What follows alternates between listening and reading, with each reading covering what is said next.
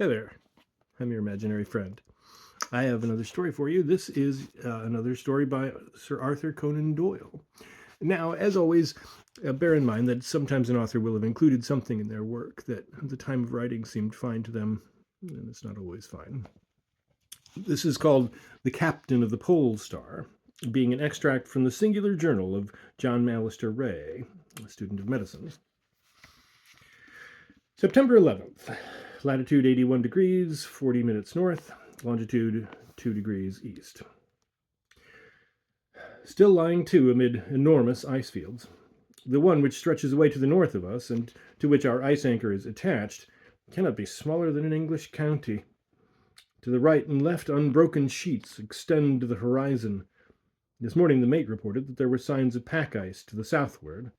Should this form of sufficient thickness to bar our return, we shall be in a position of danger, as the food, I hear, is already running somewhat short.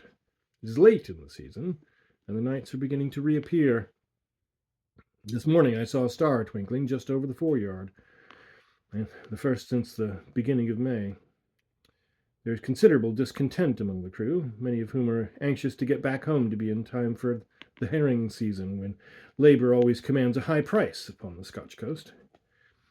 As yet their displeasure is only signified by sullen countenances and black looks, but I heard from the second mate this afternoon that they contemplated sending a deputation to the captain to explain their grievances. I much doubt how he will receive it, as he is a man of fierce temper, and very sensitive about anything approaching to an infringement of his rights. I shall venture after dinner to say a few words to him upon the subject. I've always found that he will tolerate from me what he would resent from any other member of the crew. Amsterdam Island, at the northwest corner of Spitzbergen, is visible upon our starboard quarter, a rugged line of volcanic rocks intersected by white seams which represent glaciers. It is curious to think that at the present moment there is probably no human being nearer to us than the Danish settlements in the south of Greenland. A good 900 miles as the crow flies. The captain takes a great responsibility upon himself when he risks his vessel under such circumstances. No whaler has ever remained in these latitudes till so advanced a period of the year. 9 p.m. I have spoken to Captain Craigie, and though the result has been hardly satisfactory, I am bound to say that he listened to what I had to say very quietly and even deferentially.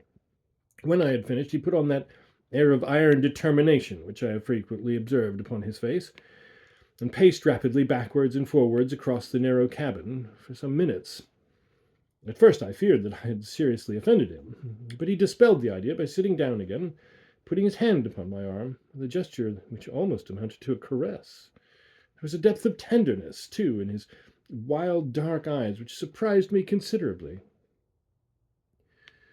"Look here, doctor," he said, "I'm sorry I ever took you. I am indeed, and I would give £50 this minute to see you standing safe upon the Dundee quay. It's hit or miss with me this time. There are fish to the north of us. How dare you shake your head, sir, when I tell you I saw them blowing from the masthead?" This in a sudden burst of fury, though I was not conscious of having shown any signs of doubt. 22 fishes, in as many minutes as I'm a living man, and not one under 10 foot. Now, doctor, do you think I can leave the country when there is only one infernal strip of ice between me and my fortune? If it came on to blow from the north tomorrow, we could fill the ship and be away before the frost could catch us.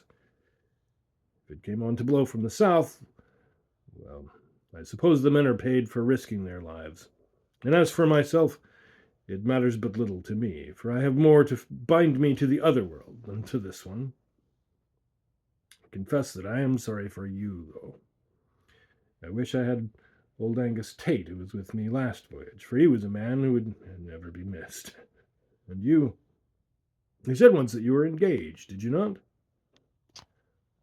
Yes, I answered, snapping the spring of the locket which hung from my watch chain and holding up the little vignette of Flora. "Curse you!" he yelled, springing out of his seat, with his very beard bristling with passion. "What is your happiness to me? What have I to do with her that you must dangle her photograph before my eyes? I almost thought he was about to strike me in the frenzy of his rage. But with another imprecation, he dashed open the door of the cabin and rushed out upon deck, leaving me considerably astonished as to his extraordinary violence. The first time he has ever shown me anything but courtesy and kindness. I can hear him pacing excitedly up and down overhead as I write these lines. I should like to give a sketch of the character of this man, but it seems presumptuous to attempt such a thing upon paper, when the idea in my own mind is at best a vague and uncertain one. Several times I have thought that I grasped the clue which might explain it, but only to be disappointed by his presenting himself in some new light which would upset all my conclusions. It may be that no human eye but my own shall ever rest upon these lines. Yet as a psychological study I shall attempt to leave some record of Captain Nicholas Craigie. A man's outer case generally gives some indication of the soul within. The captain is tall and well-formed, with dark, handsome face and a curious way of twitching his limbs, which may arise from nervousness or be simply an outcome of his excessive energy. His jaw and whole cast of countenance is manly and resolute, but the eyes are the distinctive feature of his face. They are of the very darkest hazel, bright and eager, with a singular mixture of recklessness in their expression, and of something else, which I have sometimes thought was more allied with horror than any other emotion. Generally, the former predominated, but on occasions, and more particularly when he was thoughtfully inclined, the look of fear would spread and deepen until it imparted a new character to his whole countenance. It is at these times that he is most subject to tempestuous fits of anger, and he seems to be aware of it, for I have known him lock himself up so that no one might approach him until his dark hour was past. He sleeps badly, and I have heard him shouting during the night, but his cabin is some little distance from mine, and I could never distinguish the words which he said. This is one phase of his character, and the most disagreeable one. It is only through my close association with him, thrown together as we are day after day, that I have observed it. Otherwise, he is an agreeable companion, well-read and entertaining, and as gallant a seaman as ever trod a deck. I shall not easily forget the way in which he handled the ship when we were caught by a gale among the loose ice at the beginning of April. I have never seen him so cheerful and even hilarious as he was that night, as he paced backwards and forwards upon the bridge amid the flashing of the lightning and the howling of the wind. He told me several times that the thought of death was a pleasant one to him. A sad thing for a young man to say. He cannot be much more than 30, though his hair and moustache are already slightly grizzled. Some great sorrow must have overtaken him and blighted his whole life. Perhaps I should be the same if I lost my Flora. God knows. I think if it were not for her, that I should care very little whether the wind blew from the north or the south tomorrow. There, I hear him come down the companion, and he has locked himself up in his room. It shows that he is still in an unamiable mood. And so to bed, as old Pepys would say, for the candle is burning down. We have to use them now, since the nights are closing in. And the steward has turned in, so there are no hopes of another one.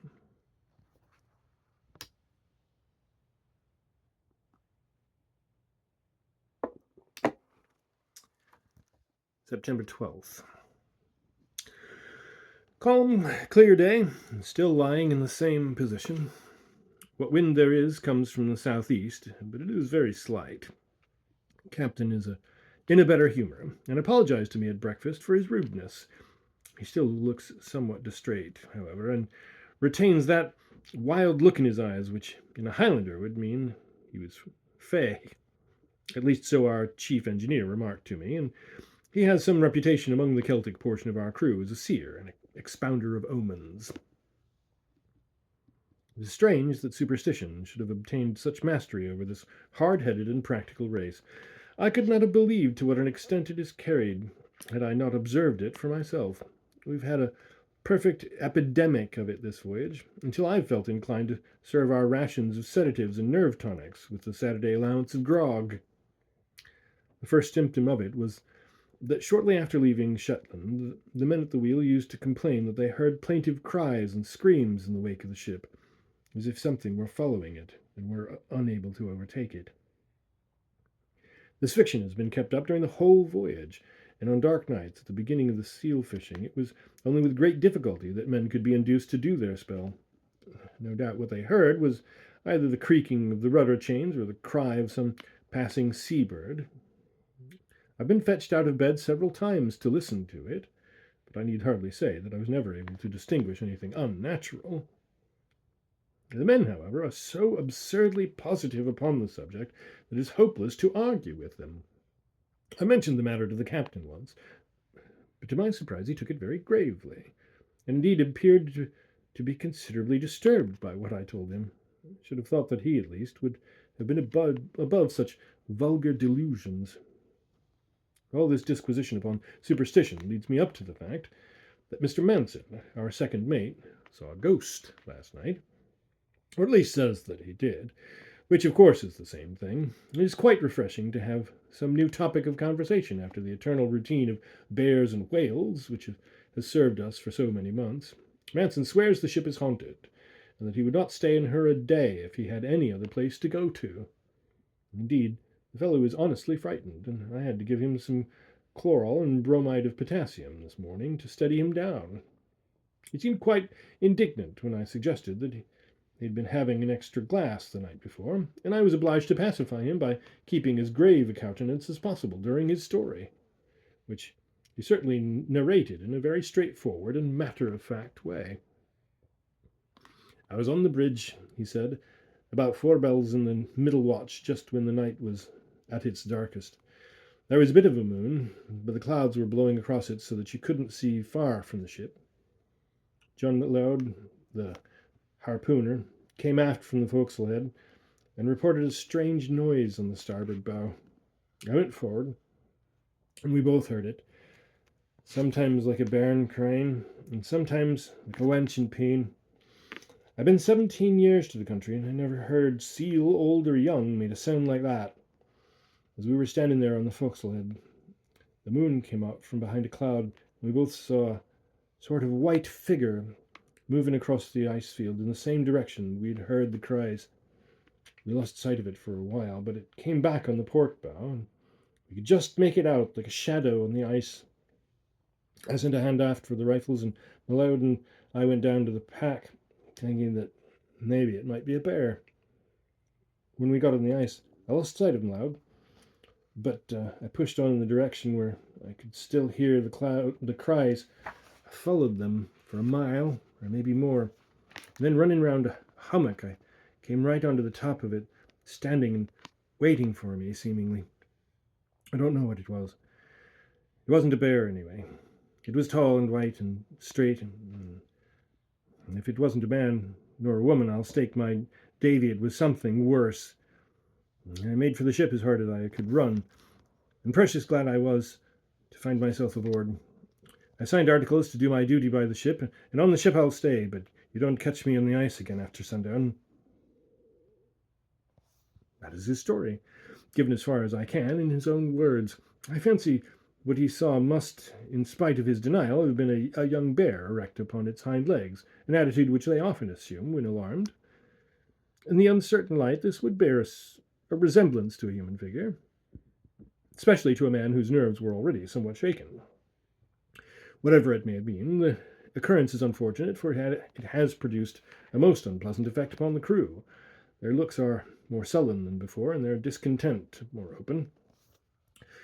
The double grievance of being debarred from the herring fishing and of being detained in what they choose to call a haunted vessel may lead them to do something rash. Even the harpooners, who are the oldest and steadiest among them, are joining in the general agitation. Apart from this absurd outbreak of superstition, things are looking rather more cheerful. The pack which was forming to the south of us is partly cleared away, and the water is so warm as to lead me to believe that we are lying in one of those branches of the Gulf Stream which run up between Greenland and Spitzbergen. There are numerous small medusae and sea lemons about the ship, with abundance of shrimp, so that there's every possibility of fish being sighted. Indeed, one was seen blowing about dinner time, but in such a position that it was impossible for the boats to follow it. September 13th. Had an interesting conversation with the chief mate, Mr. Milne, upon the bridge. It seems that our captain is as great an enigma to the seamen, and even to the owners of the vessel, as he has been to me. Mr. Milne tells me that when the ship is paid off, upon returning from a voyage, Captain Craigie disappears, and is not seen again until the approach of another season, when he walks quietly into the office of the company and asks whether his services will be required. He has no friend in Dundee, nor does anyone pretend to be acquainted with his early history. His position depends entirely upon his skill as a seaman, and the name for courage and coolness which he earned in the capacity of mate before being entrusted with a separate command. The unanimous opinion seems to be that he is not a Scotchman, and that his name is an assumed one. Mr. Milne thinks that he has devoted himself to whaling simply for the reason that it is the most dangerous occupation which he could select, and that he courts death in every possible manner. He mentioned several instances of this, one of which is rather curious, if true. It seems that on one occasion he did not put in an appearance at the office, and a substitute had to be selected in his place. That was at the time of the last Russian and Turkish war. When he turned up again next spring, he had a puckered wound in the side of his neck, which he used to endeavour to conceal with his cravat. Whether the man's inference that he had been engaged in the war is true or not, I cannot say. Certainly a strange occurrence. The wind is veering round in an easterly direction, but is still very slight. I think the ice is lying closer than it did yesterday. As far as the eye can reach on every side, there is one wide expanse of spotless white, only broken by an occasional rift or the dark shadow of a hummock. To the south there is the narrow lane of blue water which is our sole means of escape, and which is closing up every day. The captain is taking a heavy responsibility upon himself. I hear that the tank of potatoes has been finished, and even the biscuits are running short. But he preserves the same impassible countenance, and spends the greater part of the day at the crow's nest, sweeping the horizon with his glass. His manner is very variable, and he seems to avoid my society. But then there's been no repetition of the violence which he showed the other night. 7:30 p.m. My deliberate opinion is that we are commanded by a madman. Nothing else can account for the extraordinary vagaries of Captain Craigie. It is fortunate that I have kept this journal of our voyage, as it will serve to justify us in case we have to put him under any sort of restraint, a step which I should only consent to as a last resource. Curiously enough, it was he himself who suggested lunacy, and not mere eccentricity, as the secret of his strange conduct. He was standing upon the bridge about an hour ago, peering as usual through his glass, while I was walking up and down the quarter-deck. The majority of the men were below at their tea, for the watches have not been regularly kept of late. Tired of walking, I leaned against the bulwarks and admired the mellow glow cast by the sinking sun upon the great ice fields which surround us. I was suddenly aroused from the reverie into which I had fallen by a hoarse voice at my elbow, and starting round, I found that the captain had descended and was standing by my side. He was staring out of the ice with an expression in which horror, surprise, and something approaching to joy were contending for the mastery. In spite of the cold, great drops of perspiration were coursing down his forehead, and he was evidently fearfully excited. His limbs twitched like those of a man upon the verge of an epileptic fit, and the lines about his mouth were drawn and hard. "Look!" he gasped, seizing me by the wrist, but still keeping his eyes upon the distant ice, and moving his head slowly in a horizontal direction, as if following some object which was moving across the field of vision. "Look! There, man, there! Between the hummocks! Now come in over from behind the far one. You see her! You must see her! There, still! Flying from me! By God, flying from me! And gone!" He uttered the last two words in a whisper of concentrated agony, It shall never fade from my remembrance. Clinging to the ratlines, he endeavored to climb upon the top of the bulwarks, as if in the hope of obtaining a last glance at the departing object. His strength was not equal to the attempt, however, and he staggered back against the saloon skylights, where he leaned, panting and exhausted. His face was so livid that I expected him to become unconscious, so lost no time in leading him down to the companion and stretching him upon one of the sofas in the cabin. I then poured him out some brandy, which I held to his lips, and which had a wonderful effect upon him, bringing the blood back into his white face and steadying his poor shaking limbs. He raised himself up upon his elbow, and looking round to see that we were alone, he beckoned to me to come and sit beside him. "You saw it, didn't you?" he asked, still in the same subdued, awesome tone, so foreign to the nature of the man. "No, I saw nothing." His head sank back again upon the cushions. "No, he wouldn't, without the glass," he murmured. "He couldn't. It was the glass that showed her to me. And then the eyes of love. The eyes of love. I say, Doc, don't let the steward in. He'll think I'm mad. Bolt the door, will you?" I rose and did what he had commanded. He lay quiet for a while, lost in thought, apparently, then raised himself up upon his elbow again and asked for some more brandy. "You don't think I am, do you, Doc?" he asked, as I was putting the bottle back into the afterlocker. "Tell me now, as man to man, do you think that I'm mad?" "I think you have something on your mind," I answered, "which is exciting you and doing you a good deal of harm." "Right there, lad," he cried, his eyes sparkling from the effect of the brandy. "Plenty on my mind, plenty. But I can work out the latitude and the longitude, and I can handle my sextant and manage my logarithms. You couldn't prove me mad in a court of law, could you now?" It was curious to hear the man lying back and coolly arguing out the question of his own sanity. "Perhaps not," I said, "but still, I think you would be wise to get home as soon as you can and settle down to a quiet life for a while." "Get home, eh?" he muttered, with a sneer upon his face. "One word for me, and two for yourself, lad. Settle down with Flora. Pretty little Flora. Are bad dreams signs of madness?" "Sometimes," I answered. "What else? What would be the first symptoms?" "Pains in the head, noises in the ears, flashes before the eyes, delusions." "Ah, what about them?" he interrupted. "What would you call a delusion?"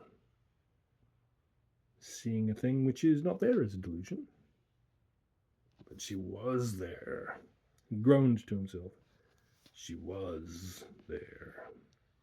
And rising, he unbolted the door and walked with slow and uncertain steps to his own cabin, where I have no doubt that he will remain until tomorrow morning.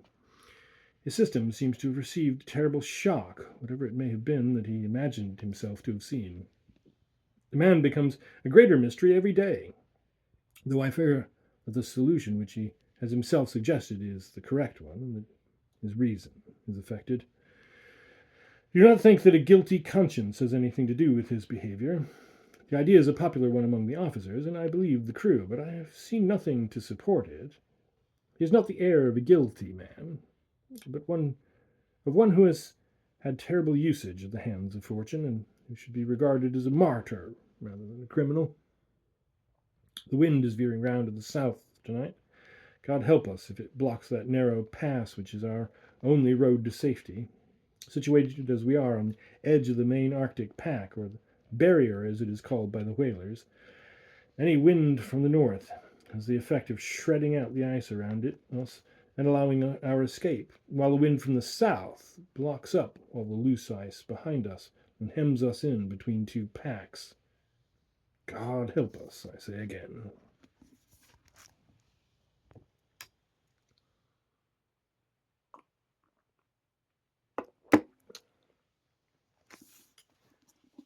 September 14th.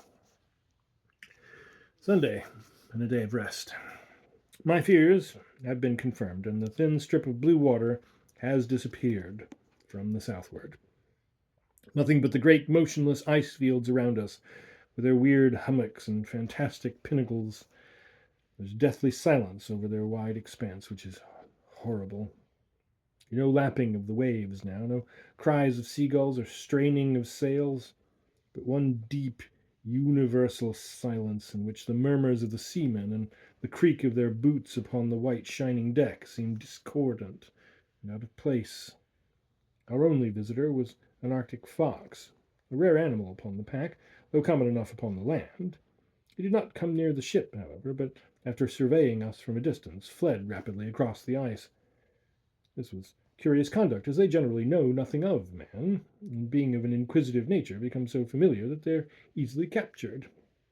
Incredible as it may seem, even this little incident produced bad effect upon the crew. Yon poor beastie kens mair, and sees mair nor you nor me, was the comment of one of the leading harpooners, and the others nodded their acquiescence. It is in vain to attempt to argue against such puerile superstition. They have made up their minds that there is a curse upon the ship, and nothing will ever persuade them to the contrary. The captain remained in seclusion all day, except for about half an hour in the afternoon, when he came out upon the quarterdeck. I observed that he kept his eye fixed upon the spot where the vision of yesterday had appeared. I was quite prepared for another outburst, but none such came. He did not seem to see me, although I was standing close beside him. Divine service was read, as usual, by the chief engineer. It's a curious thing that in whaling vessels the Church of England prayer books is always employed, although there is never a member of that church among either officers or crew. Our men are all Roman Catholics or Presbyterians, the former predominating.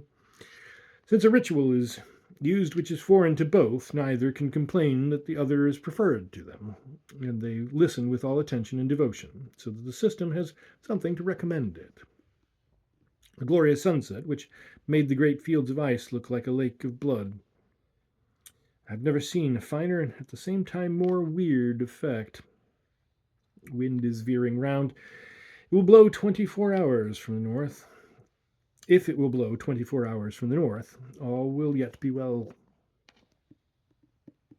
September 15th. Today is Flora's birthday. Dear lass. It is well that she cannot see her boy, as she used to call me, shut up among the ice fields with a crazy captain and a few weeks' provisions. No doubt she scans the shipping list in the Scotsman every morning to see if we are reported from Shetland. I have to set an example to the men and look cheery and unconcerned, but God knows my heart is very heavy at times. The thermometer is at 19 Fahrenheit today. There's but little wind, and what there is comes from an unfavorable quarter. The captain is in an excellent humor. I think he imagines he has seen some other omen or vision, poor fellow, during the night, for he came into my room early in the morning and, stooping down over my bunk, whispered, "It wasn't a delusion, Doc. It's all right." After breakfast, he asked me to find out how much food was left, which the second mate and I proceeded to do. It is even less than we had expected. Forward, they have half a tank full of biscuits, 3 barrels of salt meat, and a very limited supply of coffee beans and sugar. In the afterhold and lockers, there are a good many luxuries, such as tinned salmon, soups, haricot mutton, etc. But they will go a very short way among a crew of 50 men. There are 2 barrels of flour in the storeroom and an unlimited supply of tobacco. Altogether, there is about enough to keep the men on half rations for 18 or 20 days. Certainly not more. When we reported the state of things to the captain, he ordered all hands to be piped and addressed them from the quarterdeck. I never saw him to better advantage.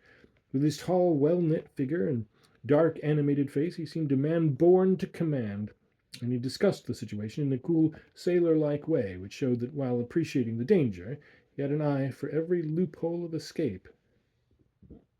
"My lads," he said, "no doubt you think I brought you into this fix, if it is a fix, and maybe some of you feel bitter against me on account of it. But you must remember that for many a season no ship that comes to the country has brought in as much oil money as the old Polestar, and every one of you has had his share of it. can leave your wives behind you in comfort, while other poor fellows come back to find their lasses on the parish. If you have to thank me for the one, you have to thank me for the other, and we may call it quits. We've tried a bold venture before this and succeeded, so now that we've tried one and failed, we've no cause to cry about it. If the worst comes to the worst, we can make the land across the ice and lay in a stock of seals which will keep us alive until the spring. It won't come to that, though. You'll see the Scotch coast again before 3 weeks are out. At present, every man must go on half rations, share and share alike, and no favour to any. Keep up your hearts, and you'll pull through this as you've pulled through many a danger before. These few simple words of his had a wonderful effect upon the crew. His former unpopularity was forgotten, and the old harpooner, whom I have already mentioned for his superstition, led off 3 cheers, which were heartily joined in by all hands.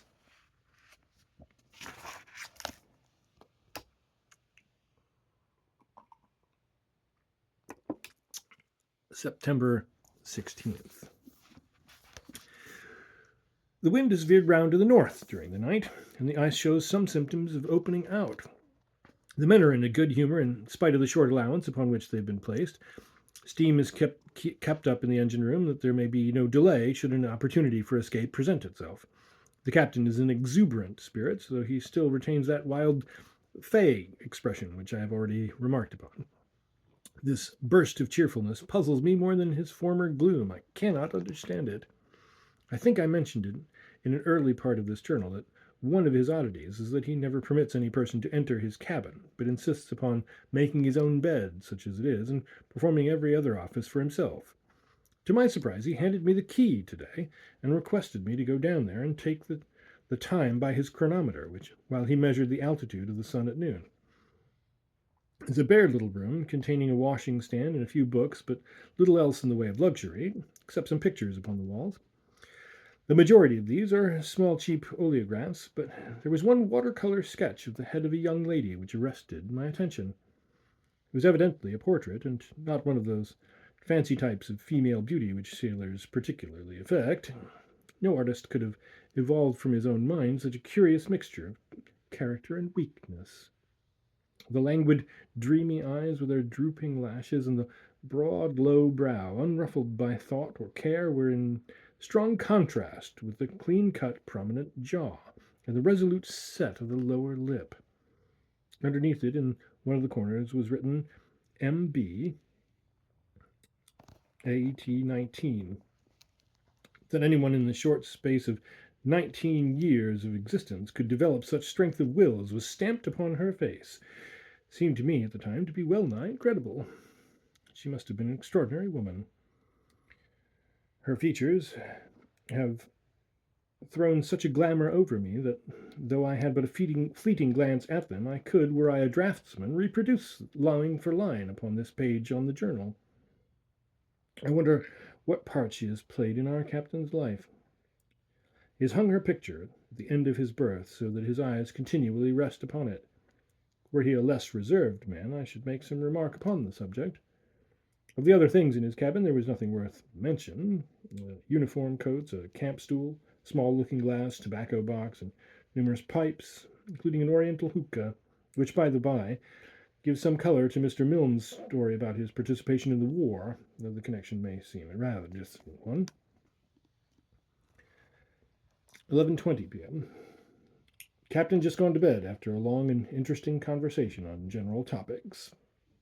When he chooses, he can be a most fascinating companion, being remarkably well read, and having the power of expressing his opinion forcibly without appearing to be dogmatic.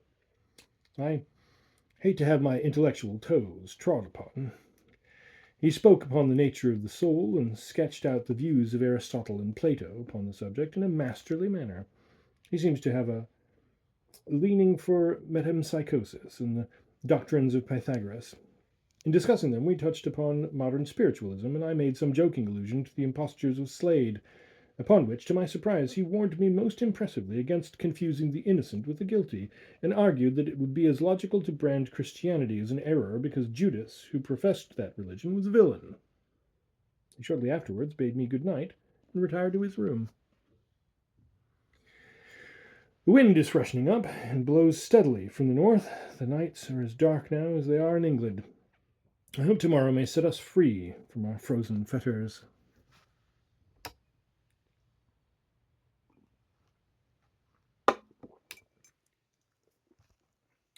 September 17th. The bogey again. Thank heaven that I have strong nerves. The superstition of these poor fellows and the circumstantial accounts which they give, with the utmost earnestness and self-conviction, would horrify any man not accustomed to their ways. There are many versions of the matter, but the sum total of them all is that something uncanny has been flitting round the ship at night, and that Sandy MacDonald of Peterhead and Lang Pater Williamson of Shetland saw it, and also did Mr. Milne on the bridge. So having 3 witnesses, they can make a better case of it than the second mate did. I spoke to Milne after breakfast and told him that he should be above such nonsense, and that as an officer he ought to set the men a better example. He shook his weather-beaten head ominously, but answered with characteristic caution, "Maybe aye, maybe nae, doctor," he said. I did not call it against. I canna say that I preen my faith in the sea bogles and the like, though there's as mony as claims to ha' seen that and war. I'm no easy feared, but maybe your ain bluid would run a bit cauld, mum, if instead of speering about in daylight you were with me last night and seed an awful like shape, white and gruesome, whilst there, and it greeting and calling in the darkness like a bit lambie that I lost its mither. You wouldna be sae ready to put it down. You wouldna be sae ready to put it down to auld wives' clavers then, I'm thinking. I thought it was hopeless to reason with him, so contented myself with begging him as a personal favour to call me up the next time the spectre appeared, a request to which he acceded with many ejaculations expressive of his hopes that such an opportunity might never arise. As I had hoped, the white desert behind us has become broken by many thin streaks of water which intersected in all directions. Our latitude today was 80 degrees, 52 minutes north, which shows that there is a strong southerly drift upon the pack. Should the wind continue favourable, it will break up as rapidly as it formed. At present we can do nothing but smoke and wait and hope for the best. I am rapidly becoming a fatalist. When dealing with such uncertain factors as wind and ice, a man can be nothing else. Perhaps it was the wind and sand of the Arabian deserts which gave the minds of the original followers of Mahomet their tendency to bow to Kismet. These spectral alarms have a very bad effect upon the captain. I feared that it might excite his sensitive mind, and endeavoured to conceal the absurd story from him, but unfortunately he overheard one of the men making an allusion to it, and insisted upon being informed about it. As I had expected, it brought out all his latent lunacy in an exaggerated form. I can hardly believe that this is the same man who discoursed philosophy last night with the most critical acumen and coolest judgment. He's pacing backwards and forwards upon the quarterdeck like a caged tiger, stopping now and again to throw out his hands with a yearning gesture and stare impatiently out over the ice. He keeps up a continual mutter to himself, and once he called out, "But a little time, love, but a little time." Poor fellow! It is sad to see a gallant seaman and an accomplished gentleman reduced to such a pass, and to think that imagination and delusion can cow a mind to which real danger was but the salt of life. Was ever a man in such a position as I, between a demented captain and a ghost-seeing mate?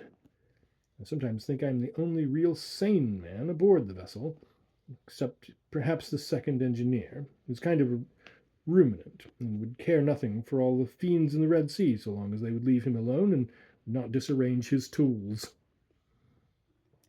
The ice is still opening rapidly, and there's every probability of our being able to make a start tomorrow morning. They will think I'm inventing when I tell them at home all the strange things that have befallen me. 12 p.m. I have been a good deal startled, though I feel steadier now, thanks to a stiff glass of brandy. I'm hardly myself yet, however, as this handwriting will testify. The fact is that I have gone through a very strange experience, and am beginning to doubt whether I was justified in branding everyone on board as madmen, because they profess to have seen things which did not seem reasonable to my understanding. I am a fool to let such a trifle unnerve me, and yet, coming as it does after all these alarms, has an additional significance, for I cannot doubt either Mr. Manson's story or that of the mate, now that I have experienced that which I used formerly to scoff at. After all, it was nothing very alarming, a mere sound, and that was all. I cannot expect that anyone reading this, if anyone ever should read it, will sympathize with my feelings, or realize the effect which it produced upon me at the time. Supper was over, and I had gone on deck to have a quiet pipe before turning in. The night was very dark, so dark that, standing under the quarter-boat, I was unable to see the officer upon the bridge. I think I have already mentioned the extraordinary silence which prevails in these frozen seas. In other parts of the world, be they ever so barren, there is some slight vibration of the air, some faint hum, be it from the distant haunts of men, or from the leaves of the trees, or the wings of the birds, or even the faint rustle of the grass that covers the ground. One may not actively perceive the sound, and yet if it were withdrawn, it would be missed. It is only here in these Arctic seas that stark, unfathomable stillness obtrudes itself upon you in all its gruesome reality. You find your tympanum straining to catch some little murmur, and dwelling eagerly upon every accidental sound within the vessel. In this state I was leaning against the bulwarks, when there arose from the ice almost directly underneath me a cry, sharp and shrill upon the silent air of the night, beginning, as it seemed to me, at a note which such as a prima donna never reached, and mounting from that ever higher and higher, until it culminated in a long wail of agony, which might have been the last cry of a lost soul. The ghastly scream is still ringing in my ears. Grief, unutterable grief, seemed to be expressed in it, and a great longing, and yet through it all there was an occasional wild note of exultation. It shrilled out from close beside me, and yet as I glared into the darkness I could discern nothing. I waited some little time, but without hearing any repetition of the sound. So I came below, more shaken than I have ever been in my life before. As I came down the companion, I met Mr. Milne coming up to relieve the watch. "Weel, doctor," he said, "maybe that's auld wives' clavers too. Did you no hear it, skirling? Maybe that's a superstition. What do you think of it noo?" I was obliged to apologize to the honest fellow, and acknowledge that I was as puzzled by it as he was. Perhaps tomorrow things may look different. At present, I dare hardly write all that I think. Reading it again in days to come, when I've shaken off all these associations, I should despise myself for having been so weak. September 18th. Passed a restless and uneasy night, still haunted by that strange sound. The captain does not look as if he had had much repose either, for his face is haggard, and his eyes bloodshot. I have not told him of my adventure of last night, nor shall I. He is already restless and excited, standing up, sitting down, and apparently utterly unable to keep still. A fine lead appeared in the pack this morning, as I had expected, and we were able to cast off our ice anchor and steam about 12 miles in a southwesterly direction.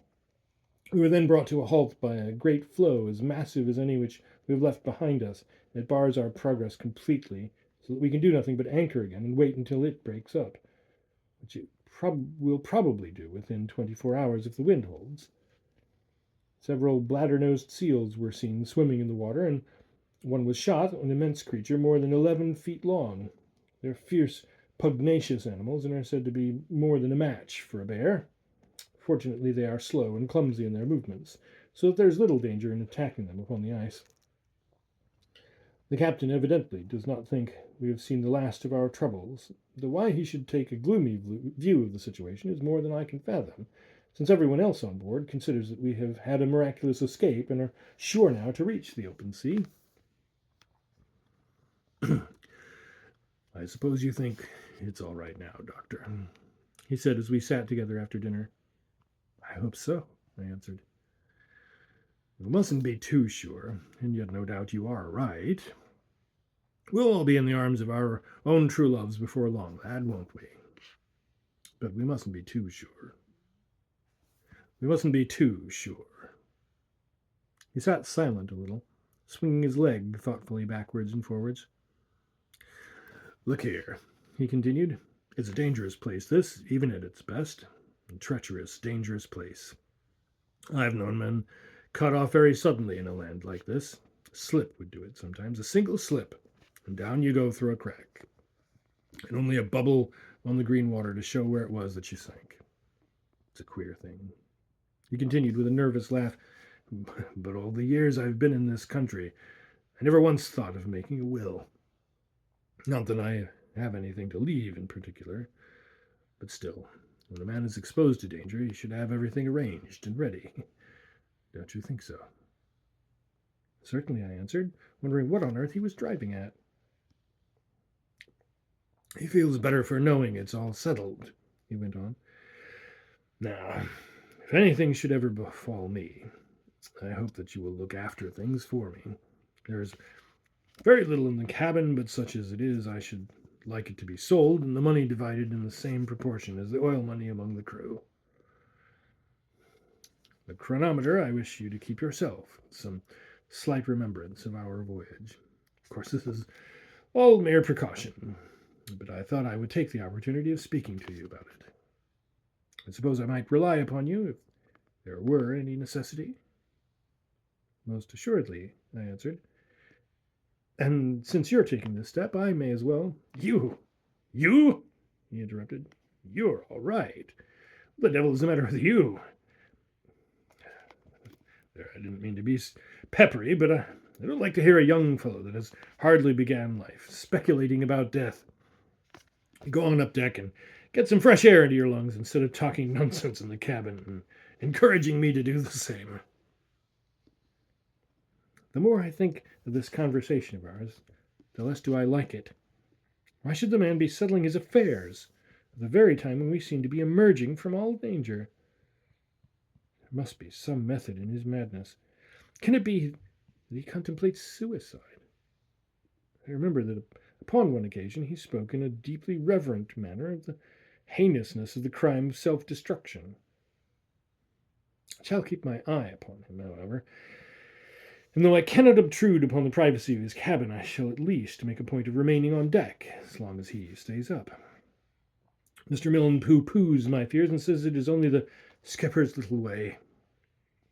He takes himself a very rosy view of the situation. According to him, we shall be out of the ice by the day after tomorrow, pass Jan Mayen 2 days after that, and sight Shetland in a little more than a week. I hope he may not be too sanguine. His opinion may be fairly balanced against the gloomy precautions of the captain, for he is an old and experienced seaman, and weighs his words well before uttering them.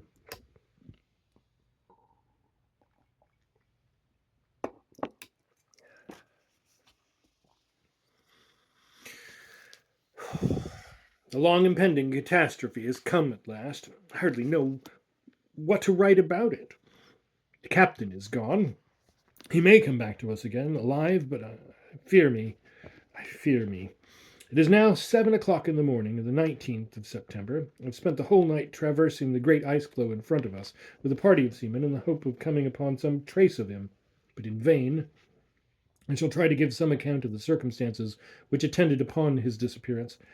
Should anyone ever chance to read the words which I put down, I trust they will remember that I do not write them from conjecture or from hearsay, but that I, a sane and educated man, am describing accurately what actually occurred before my very eyes.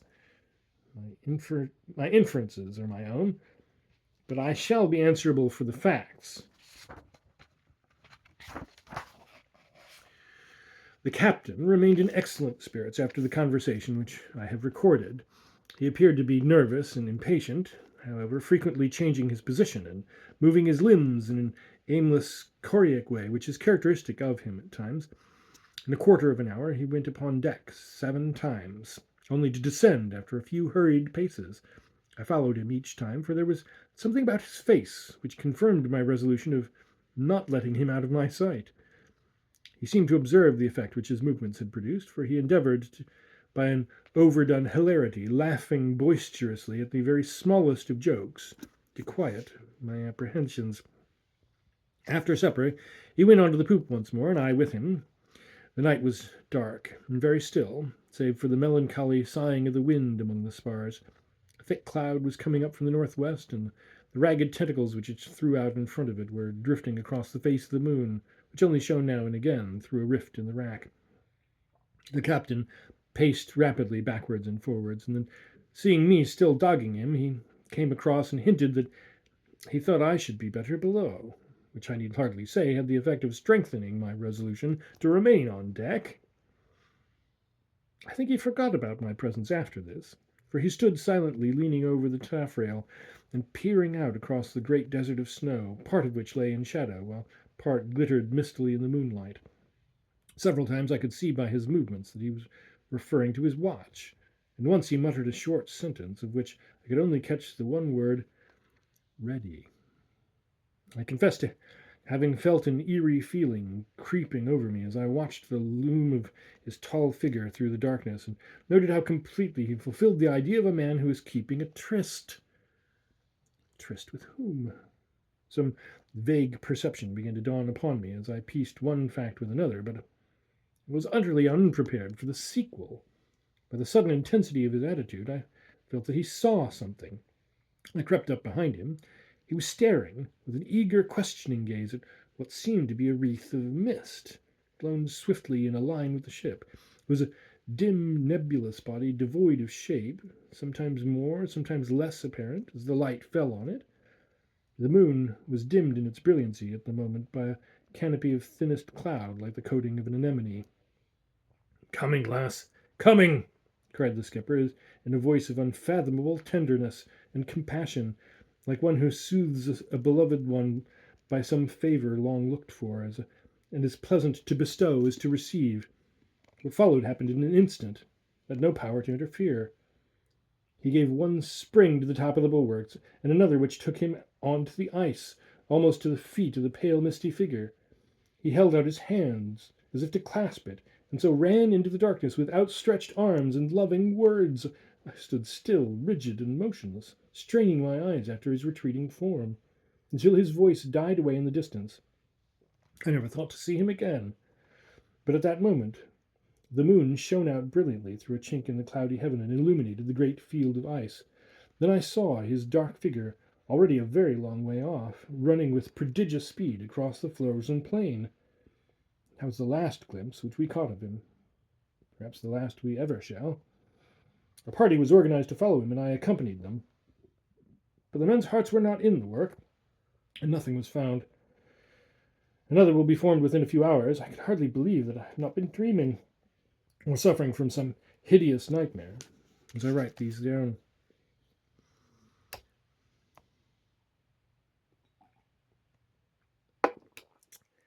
"7:30 p.m.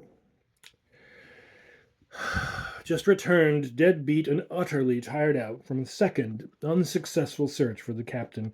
The floe is of an enormous extent, for though we have traversed at least 20 miles of its surface, there's been no sign of its coming to an end. The frost has been so severe of late that the overlying snow is frozen as hard as granite, otherwise we would have had the footsteps to guide us. The crew were anxious that we should cast off and steam round the floe and so to the southward, for the ice has opened up during the night, and the sea is visible upon the horizon. They argue that Captain Craigie is certainly dead, and that we are all risking our lives to no purpose by remaining when we have an opportunity of escape. Mr. Milne and I have had the greatest difficulty in persuading them to wait until tomorrow night, and have been compelled to promise that we will not, under any circumstances, delay our departure longer than that. We propose, therefore, to take a few hours' sleep, and then to start upon a final search. September 20th, evening. I crossed the ice this morning with a party of men exploring the southern part of the floe, while Mr. Milne went off in a northerly direction. We pushed on for 10 or 12 miles without seeing a trace of any living thing except a single bird, which fluttered a great way over our heads, and which by its flight I should judge to have been a falcon. The southern extremity of the ice field tapered away into a long, narrow spit which projected out into the sea. When we came to the base of this promontory, the men halted, but I begged them to continue to the extreme end of it, that we might have the satisfaction of knowing that no possible chance had been neglected. We'd hardly gone 100 yards before MacDonald of Peterhead cried out that he had saw something in front of us and began to run. We all got a glimpse of it and ran too. At first it was only a vague darkness against the white ice, but as we raced along together it took the shape of a man, and eventually of the man of whom we were in search. He was lying face downwards upon a frozen bank. Many little crystals of ice and feathers of snow had drifted onto him as he lay, and sparkled upon his dark seaman's jacket. As we came up, some wandering puff of wind caught these tiny flakes in its vortex, and they whirled up into the air, partially descended again, and then, caught once more in the current, sped away rapidly in the direction of the sea. To my eyes it seemed but a snowdrift, but many of my companions averred that it started up in the shape of a woman, stooped over the corpse and kissed it, and then hurried away across the floe. I have learned never to ridicule any man's opinion, however strange it may seem. Sure it is that Captain Nicholas Craigie had met with no painful end, for there was a bright smile upon his blue-pinched features, and his hands were still outstretched as though grasping at the strange visitor which had summoned him away into the dim world that lies beyond the grave. We buried him the same afternoon, with the ship's ensign around him, and a 32-pound shot at his feet. I read the burial service, while the rough sailors wept like children, for there were many who owed much to his kind heart, and who showed now the affection which his strange ways had repelled during his lifetime. He went off the grating with a dull, sullen splash, and as I looked into the green water, I saw him go down, down, down, until he was but a little flickering patch of white hanging upon the outskirts of eternal darkness. Then even that faded away, and he was gone. There he shall lie, with his secret, and his sorrows, and his mystery, all still buried in his breast, until that great day when the sea shall give up its dead, and Nicholas Craigie come out from among the ice, with a smile upon his face, and his stiffened arms outstretched in greeting. I pray that his lot may be a happier one in that life than it has been in this. I shall not continue my journal. Our road to home lies plain and clear before us, and the great ice field will soon be but a remembrance of the past. It will be some time before I get over the shock produced by recent events. When I began this record of our voyage, I little thought of how I should be compelled to finish it. I am writing these final words in the lonely cabin, still starting at times, and fancying I hear the quick nervous step of the dead man upon the deck above me.